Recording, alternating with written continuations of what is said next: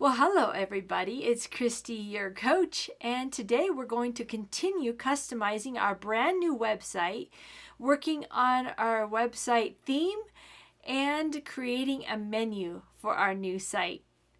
In our last lesson, we started working with the DI responsive theme, which we were able to install by going into Appearance and under Themes. And where it says up here at the top, add new theme, we clicked that in order to search the DI responsive theme and then add that to our website. In our last lesson, we also spent a bit of time working with pages and posts in WordPress to create content. And now let's go ahead and go to my other site where I've done a lot of work. This one's Creative Profits Academy. I want to show you how I designed it. So you see over here where I have courses, and over here, notice all the menu items that are able to select out when I select on them, when I click or just hover over with my mouse. All this is done in Pages.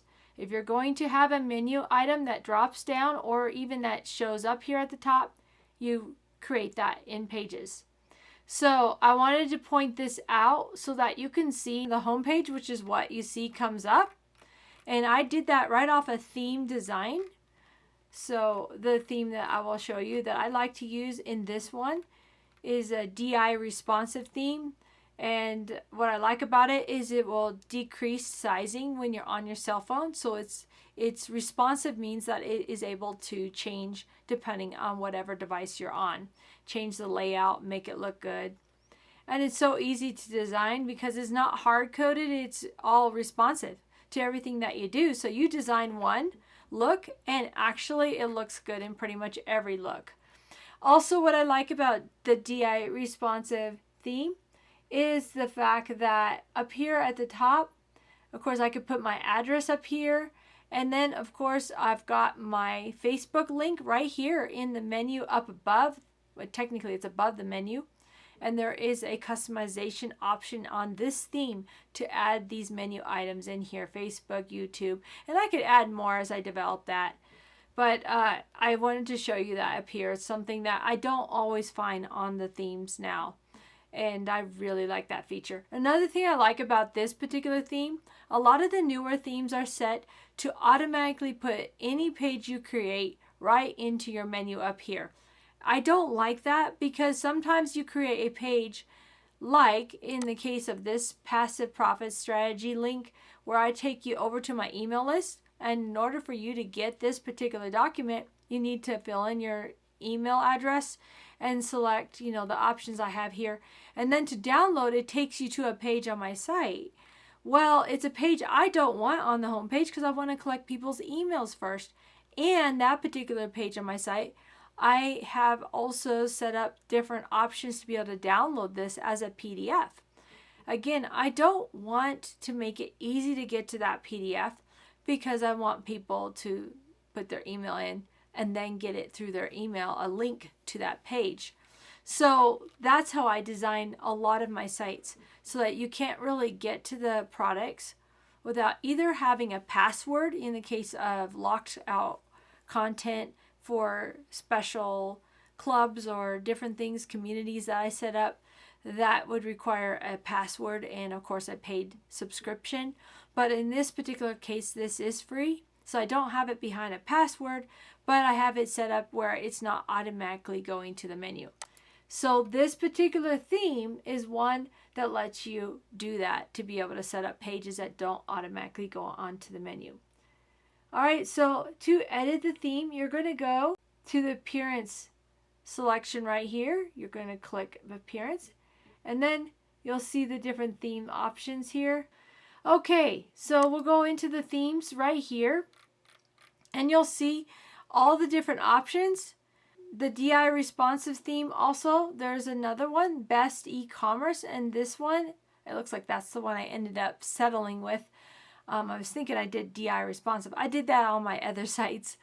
But I guess I ended up with the best e-commerce, which is also a really good one, because best e-commerce will let you display your products like this as you do with a store.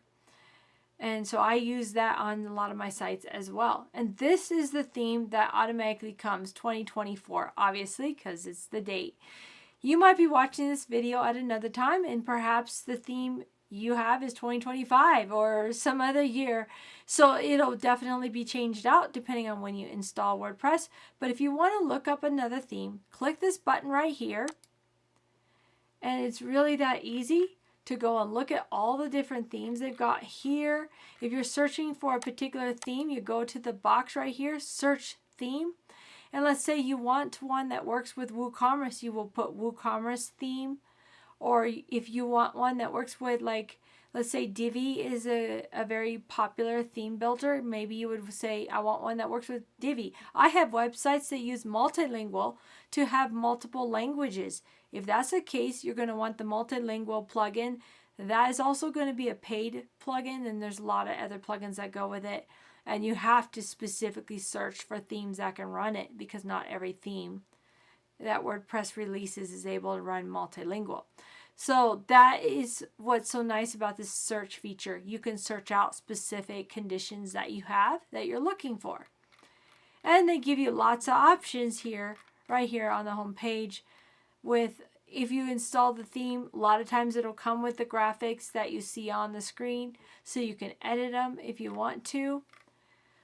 So that just gives you an idea of what's available, just searching the web under the appearance themes menu, and you can always search for specific conditions to find even more themes that are available, mostly free, on the WordPress website. Some of these guys you'll pick them up, and the free version only has a few limited options, and then you might have to upgrade to a paid subscription to get more of the upgrades. That does happen on some of these as well. Okay, so we've gone over pages that you will create in order to use that in your menus, and you're going to edit your theme right here under appearance, and then you're going to select the menus under appearance. So go on down. There's widgets if you want to create a side widget of something. I've done that on some things where I want additional links, like I believe the Green Living Off Grid is doing the DI responsive theme, and it has these widgets that are in the footer that allow me to put all kinds of links into it for links to Amazon. And then of course one of the widgets, it's kind of like a 4-column widget, allows for me to also have the newsletter sign up with my MailChimp account. You can do MailChimp, you can do ConvertKit. Both of those allow for up to 1,000 addresses, email addresses, before they'll charge you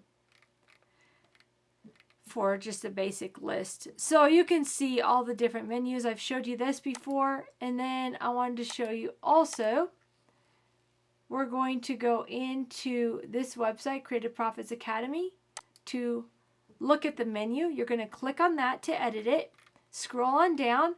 Here is where all those pages, you click view all the pages I have developed for the menu are here on my left, and I just select whichever one I want to bring it over to the right. And when I add something, even though I have things categorized with a main parent page and a sub page just to keep things organized, one of the challenges is when you bring it into your menu, it's not going to keep that automatically.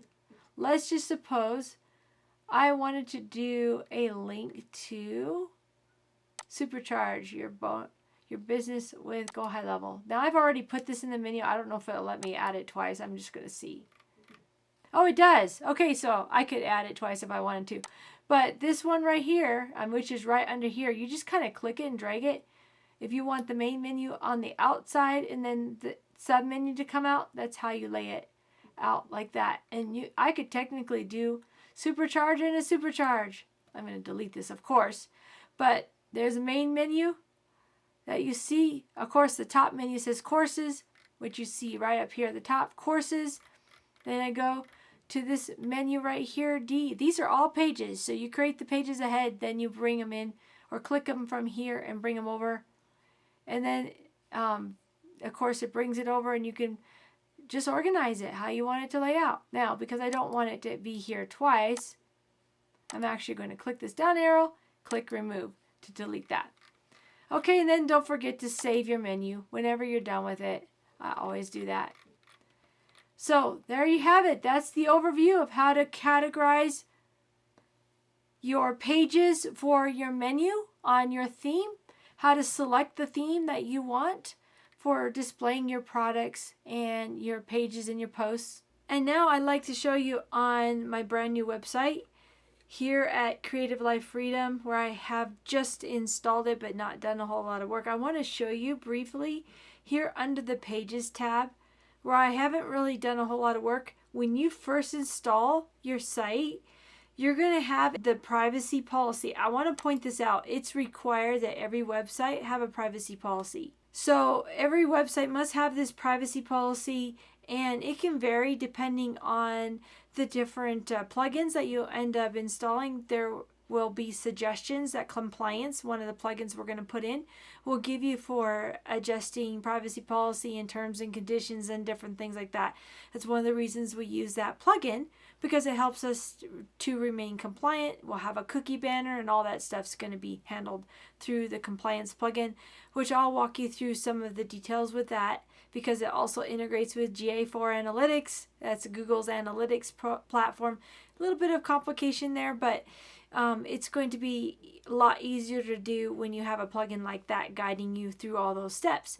However, I just want to point this out. WordPress gives you this little sample privacy policy. Until you get all of those details worked out with Compliance, I suggest that you at least go through here and just modify anything you think that needs to be modified for your blog site. If all you're doing is a blog site on different topics within your niche, it's not that complicated, so you don't have to make it too complicated on the privacy policy. Yes, you'll have embedded content from other websites, such as YouTube, and if you decide to collect an email list for your newsletter, which I suggest that you do. It's one of the things we're going to do with Create Connection, that third module on the Creative Profits Academy. If you're working through that section and going to do that, have an email newsletter, there's going to be questions along those lines. How long do you retain a data, and what do you collect, and all of that. What's the purpose? So just kind of go through here and just modify it. I also want to just point out the draft is just to kind of get you started with something that you can put in. You really don't even have to have that. You can delete it and start fresh with a add new web page right up here when you're ready to add a page for your menu. If you want to do a home page, if you want to do something for one of the categories that you're going to feature on your site, create a page for that to bring it up in the menu. Sample page right here, I'm just going to show you this. Again, this can be deleted. It's just to give you an idea and kind of get you thinking about how to do a page. You don't need to keep that. The only one I really think you should focus a little bit of time on is this privacy policy, and go ahead and publish it. All right, the other thing I want to point out in the theme section, in this site, Creative Life Freedom, I have already installed the DI responsive theme by just clicking up here, add new theme, and I searched for it, and here it was. I just went ahead and activated it. That's the first thing it's going to say when you get it installed. I've already activated it. I'm going to go ahead and show you this briefly as we go over this part of the customization process. You're going to go down here and look at all the different options. You can select colors for your color theme, top bar, and address, phone, and email. I like that. I like having that on my sites. I'm going to leave it empty. I don't like people calling me off my website. If I had a store, I would have a phone number. And then email, I'm going to leave blank. So this is how easy it is to edit this theme. Color options, I'm going to leave that color for right now. I may change it later depending on what I choose as a main photo. Social profile, this is really good to have, and I'll just go ahead and put that in. I don't have my Twitter, I don't think I have my Twitter set up for that yet. It's so easy to put these in. Okay, so we'll skip the site colors for the moment. Let's go ahead and edit this header image. Now, to add a new image, we'll just click there. I'm going to go ahead and upload and select a file. Okay, now down here at the bottom right, select and crop. We're going to go ahead and do that. Okay, so it doesn't want to totally fit exactly. Let's try this. I'll just drag this box where I want it. That'll work. All right, there we go. So now I'm going to publish that. I'm going to have to add my lead magnet, which I already have in this image. You may not have that yet because we don't learn how to do that until we get to the module C, create connection over email. So I'll show you that, how to add a lead magnet, and then we're going to add that to the site. But for right now, that's what I'm going to use because that's what I have already developed for my other pages, and it will work nicely here. Okay, now that we've already edited that header image, now we're going to go back and look at the colors to make them more in line with what I have for a header. Select. Yeah, I could do that. Drag that down a little bit just to kind of, yeah, maybe. There we go. I'll stick with that for right now. There's enough variation in this color that I think this will work. Okay, great. Now we'll publish it. And now that we have the header image done, background image would put like more of an image on the background. I really don't want to mess with that actually. I think header image is good enough. Now let's go over to menus. Now, you see the menu up here? You can edit things from these little tabs here, but I'm going in the theme menu options here because this is where I do a lot of stuff, and it will fix up here. So we're going to create a new menu. I'm going to call it main. Now, on this site, it's my brand new site. I only have one page, and we got the home. So I'm going to say top menu up here. I don't know. Let's just see what happens. If I check mark all of this, then this menu I make will be compatible in all of these locations. Okay, now we're going to add items. Oh, there you go. Okay, that's fine. And we'll go ahead and add that. All right, this is all I've got right now. And on my other site, I have a ton of pages. And so obviously the menu is more developed on that. This is just my brand new one. And this is probably going to be the case when you start out with just, okay, I just have this one page. We'll be doing a whole lot more.